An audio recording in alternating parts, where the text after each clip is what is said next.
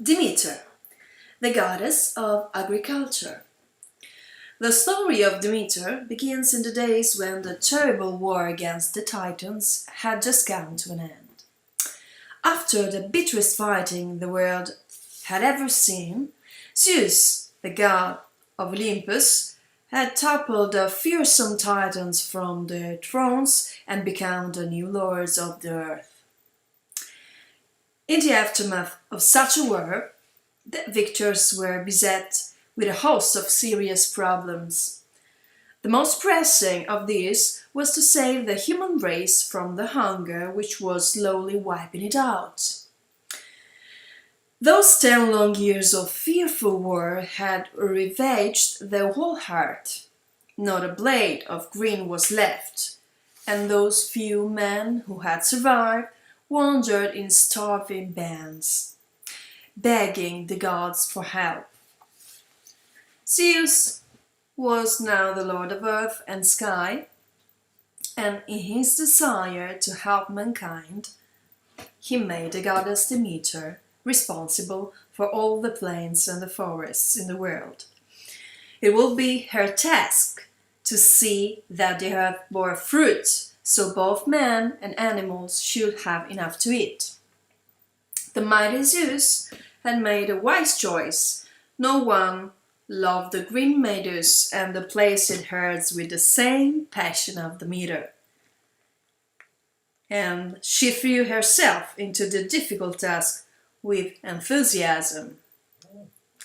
The meadows were soon captured with green and fruit hung from the boughs, no longer faced with immediate starvation. Mankind slowly began to multiply. But this was not enough for the gentle goddess. In those distant times, man had not yet learned to farm the land. He lived in the forest like a wild creature, struggling against savage beasts and the wildness of nature. His home was a cave, or a makeshift shelter of branches, and his only food the fruit he picked out wild from the tree, or the occasional animal he managed to kill in the chase. And he and his kind were obliged to wander from place to place, for when there was no food left in one spot, they had to search elsewhere for more. Often, however, there was nothing to be found, and they were ravaged by hunger. At other times, when out collecting food or hunting, they would run into men of another tribe. Then there was no choice but to give battle. A savage bloodbath to decide who had the right to gather a few wild berries or go hunting in that particular part of the forest. It wounded the goddess to the heart to see men suffer this way. Something had to be done. She had to find some way of helping more effectively. The shady woods and the wild meadows were beautiful, but they could not always satisfy man's hunger. His way of life would have to be changed. Then, one day, quite suddenly, as Demeter was sitting on a rock and gazing thoughtfully out over the green plain, a thought flashed into her mind. It was the answer to the problem which had been troubling her for so long. "Yes, this is what shall I do," she cried. "I shall teach them to till the soil." She jumped and began to walk excitedly to and fro, springing into the air and clapping her hands with joy, like a little child bursting to tell the happiest news in the world. Her thoughts was took wing, and the further they flew, the greater their joy began. What wonderful changes this will bring to men's lives! Once they have learned to cultivate the land, they will have fields. Once they have fields, they will stop wandering from place to place. They will build houses and villages. They will have shelter, gardens, and animals of their own. In time, they will learn arts and letters.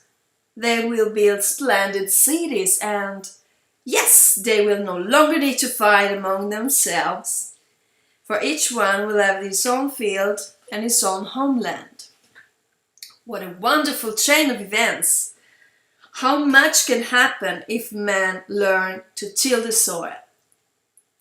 How happy I am!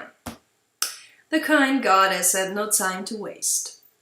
She hastily disguised herself as an ordinary woman, came down to her earth and set to work. And a hard task it was. It was by no means easy to make people understand. Time and time again she planted, dug and watered single-handed, showing people her work and all the time explained patiently. But what difficulties she faced! There were many who mocked her, people who were really ignorant but thought they knew everything. She was mad, they say. This was how the gods had made the world. It wasn't likely to change. But the wiser ones watched her carefully. They sensed their lack of knowledge, realized they were learning new skills, and threw themselves wholeheartedly into the task. Their reward was not slow to come. How much more abundant was the harvest now that it came from seed they had sown themselves? How much more satisfaction they gained from a field watered with the sweat of their own brow! Ears of corn bending under their own weight. It was now quite clear which way was right, and little by little everybody began to cultivate the soil. They gave up wandering through the forest in search for roots and berries. People now started to build houses, gather in villages, and tend herds. They learned arts and letters, built cities, embellished them with temples and statues.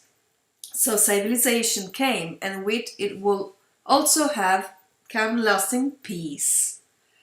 Had not Ares, the bloodthirsty god of war, not continually incited men to battle.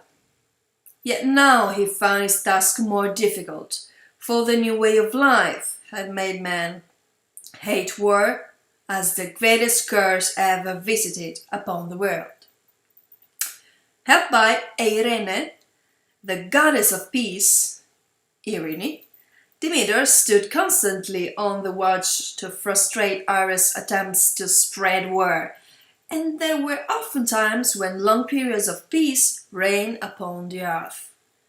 Civilization flourished, and Demeter was happy. Yet whenever Ares achieved his aims and war flared among mankind, she grieved to see the destruction of work that had taken tens or even hundreds of years to achieve.